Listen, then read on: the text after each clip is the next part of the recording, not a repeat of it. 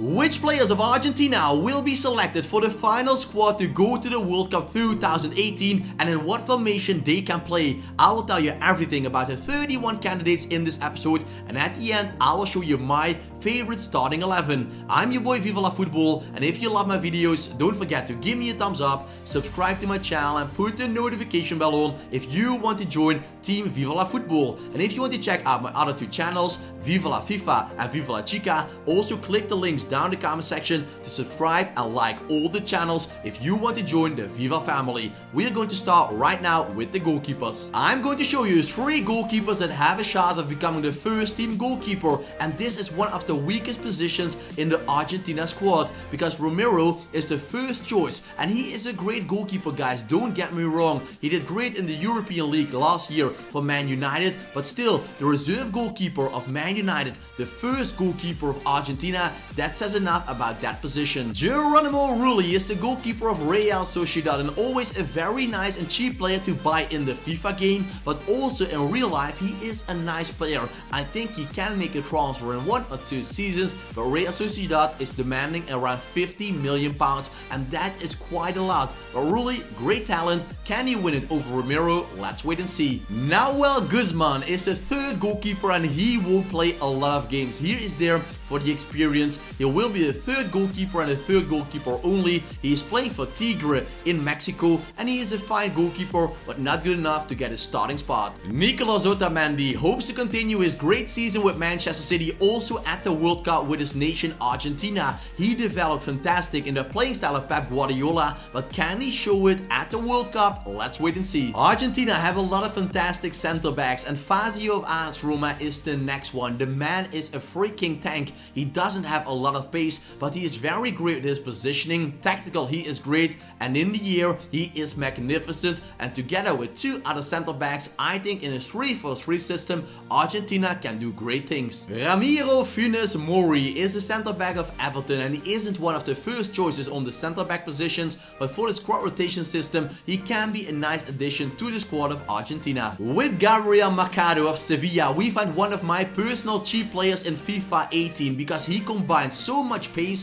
with nice dribbling, passing, but also defensively he is magnificent. The only downside on the player is that he is pretty small for a center back, but maybe if Argentina will play with 4 at the back, he can also play as a right back. Marcus Rojo normally would be one of the first choices to put in your team if you were the manager of Argentina, but this year he didn't play a lot of games for Manchester United, so he isn't fully match fit. So is he going to take the gamble, Sampaoli, with Rojo, who didn't play a lot of games? Let's wait and see. Emmanuel Mamana is a young center back of Zenit St. Petersburg, and Zenit St. Petersburg have a total of 3 players in this episode, so they have a lot of young talented Argentinian players, and Mamana can do great things in the future for Argentina, but also for bigger clubs in Europe, I'm sure of that. We go to the Chinese league, to Hebei Fortune, and there we find the center back or defensive midfielder Javier Mascherano, and he wants to play as a central defensive midfielder in the team of Argentina and also in China. And in China you can do that. The league isn't that strong, but on the World Cup I think Mascherano on the midfield is a weak spot, but as a center back he can be nice. That Pablo Zabaleta is still the first choice on the right back position says enough about the strength of that position with the Argentinian team. They don't have a lot of young talented right backs, so Zabaleta, the old player with a lot of experience, is still one of the first choices on the position. AFC Ajax fans, you can see one player going to the World Cup, and that is Tagliafico, the left back of Argentina. But as I told you, Sampaoli loves to play in a 3-4-3 system, and then Tagliafico should play as a left midfielder. Can he do that? I think yes, but on that position he isn't the #1 choice. AC Milan paid around 35 million pounds last summer to sign Lucas Biglia, who was already 31 years old from Lazio Roma. He had an okay season, but for a player that is in his 30s, I think AC Milan paid too much, but he is still a favorite player on the center midfield spot for Sampaoli. Enzo Perez played for Valencia in the past. You might remember him from that Valencia and La Liga fans, but now he returned to River Plate to play in the Argentinian league, and a 32-year-old midfielder has a lot of experience, a nice work rate, and is always defensively doing the job. Leandro Paredes made a surprising move last summer, leaving AS Roma to join Zenit St. Petersburg. Petersburg. He went for around 25 million pounds, and now Zenit St. Petersburg is already demanding around 50 million pounds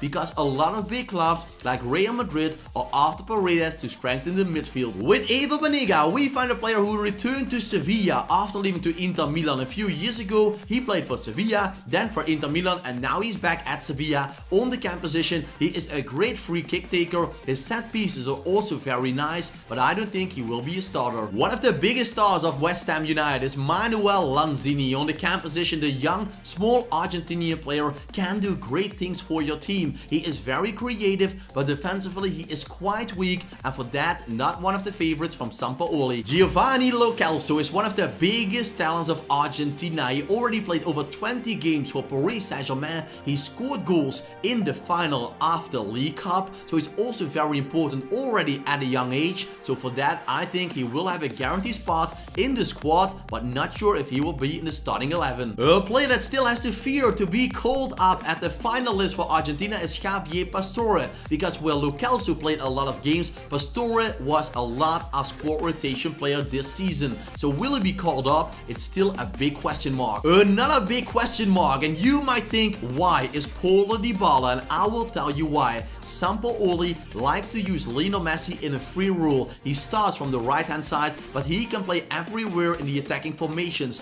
Dybala likes to do the exact same thing, so that's why the players don't really match, because Dybala is the younger version of Lionel Messi. So that is why Sampaoli is thinking about leaving him at home. But if I was the coach, I would always call him up. If I didn't put him in the starting 11, he could be great as a super substitution. Eduardo Salvio is the #1 choice on the right midfield position if they play in a 3-4-3 system, but I will tell you more about that later on in the episode. Salvio, a player of Benfica, is very wanted because he scores a lot of goals and gives a lot of assists. Where Angel Correa wasn't playing a lot of games as a striker, this year he developed himself as a right midfielder, and from that position he did some great things for Atletico Madrid already. So I think if he is called up, he will play on the right midfield position if Salvio isn't playing. Sampaoli has to make a lot of decisions for the right midfield and right wing position, because also Rigoni of Zenit St. Petersburg had a fantastic year. He is one of the top scorers after league. He picked up a lot of inform cards and he is on fire, so a lot of hard choices to make. Angel Di Maria doesn't have to fear for his position because he isn't playing down the right hand side for Argentina, but he is being used as a left winger. He is normally a right winger, but in the squad of Argentina, Messi plays on that position, so Di Maria is used from the left hand side. You might think, who is Marcos Acuna? Well, he is one of the best players of Sporting Club de Portugal, and he's also a player that is used as a left midfielder in that 3-4-3 system, because Acuna works a lot defensively but also going forward. He has a huge engine and he can go down the left hand side all game long. Alejandro Papu Gomez is one of my personal favorite players. I love the player, I love his name, and I love his FIFA cards. Papu Gomez is very small, very tiny, but man, if he has the ball, he is lightning fast and he can play on all the attacking positions. We've arrived at the strikers, and there we have Sergio Kun Aguero. The top scorer of Manchester City is a must be in it for me, and I bet he will get the starting position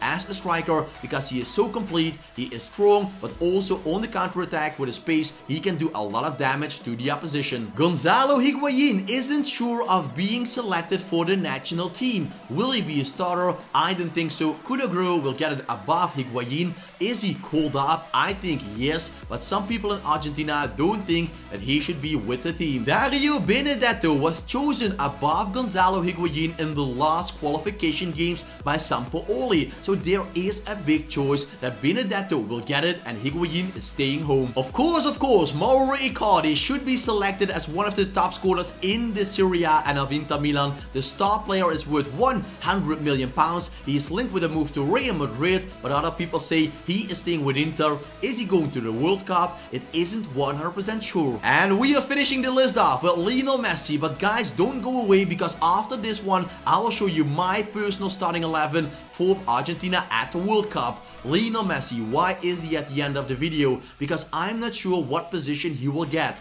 Will he be a striker? Will he be a right winger, right forward, or will he get a free role as an attacking midfielder in a 4-3-3 system? Sampaoli is still looking for the right combination, so Lionel Messi is the captain, the star player, maybe even the star player of the World Cup. So what will happen, guys? What position do you think is the best for Messi? Drop it down below, and now we will take a look at my favorite starting 11.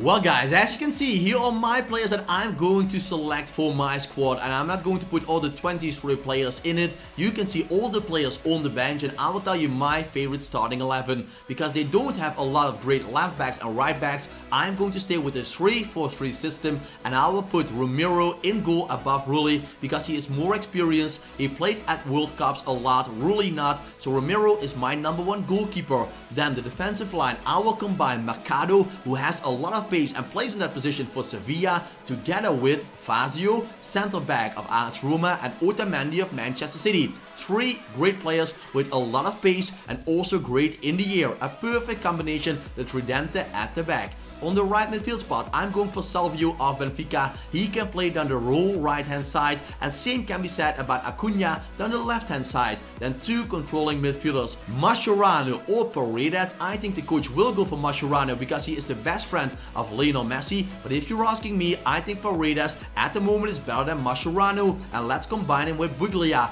Biglia, a great CDM in the Serie A. Then we have the 3 forwards. Down the left hand side we have Angel Di Maria, then Lionel Messi can play in a free role, and Sergio Kun Aguero is the striker, guys. So with this formation, Argentina can defeat all opponents, but as you can see, the goalkeeper position, the left, right hand side, and the center backs aren't all world class, so that is a pretty weak spot for the Argentinian team. So what do you think, guys? What will happen with Argentina? Will they win it? Will they reach the final? I think Argentina will reach the semi-final, but they will lose against a stronger team that has more and better defenders. So that is my prediction for Argentina, semi-finals or quarterfinals. I'm sorry, Lionel Messi, I don't think you're going to win it. And let me know your prediction down in the comment section, guys. If you love my videos and never ever want to miss anything, don't forget to give me a thumbs up, subscribe to my channel, and put the notification bell on if you want to join Team Viva La Football. So guys, I want to thank you all for watching and the amazing support. I wish you all a fantastic day, and as you know from me, keep it cool, keep it real, and ciao for now. Echoes of your words crashing in.